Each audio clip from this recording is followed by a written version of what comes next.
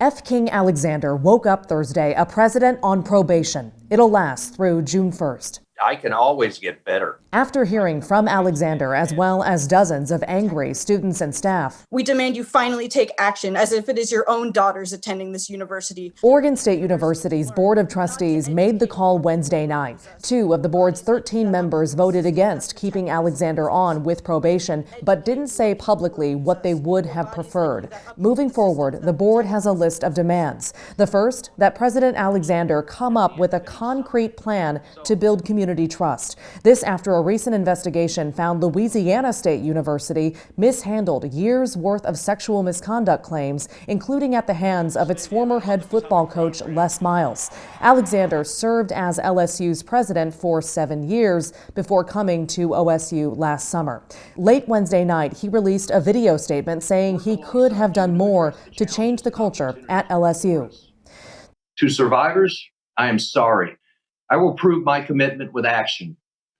I'm immediately launching a review of Oregon State University's survivor support programs. The board promised a similar evaluation. They're also planning to hire an outside consultant to review recommendations from the LSU report. I want to note that there is a real human consequence to all of this, one that has not gone fully acknowledged. Thursday, at a hearing of OSU's Faculty Senate, dozens slammed the board's decision, though there was some support for Alexander. This statement was read on behalf of a professor. Given the experience of King Alexander on multiple campuses as president, I think that he is the right person who can lead us forward. King Alexander has made mistakes in the past, as we all have. OSU hired F. King Alexander in 2019, awarding him a salary of more than $700,000 a year with benefits. At the time, administrators trumpeted his ability to fundraise. Alexander, in turn, vowed to help reduce student debt, especially for students of color.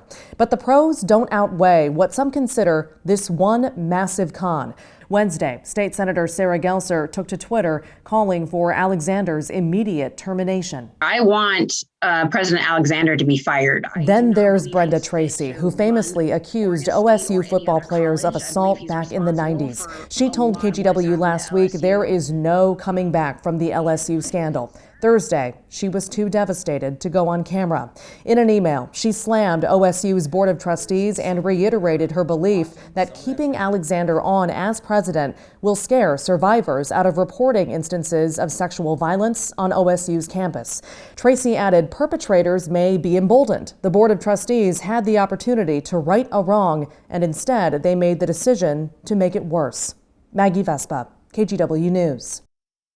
And because we love breaking news here on The Story, we just got this statement from Governor Kate Brown weighing in on this. And I do think it's important that we hear from her. She says that she supports an independent review into Alexander, saying in part, if it confirms that President Alexander did not uphold his responsibilities to protect the safety of students at LSU, I expect the board to take decisive action to remove him.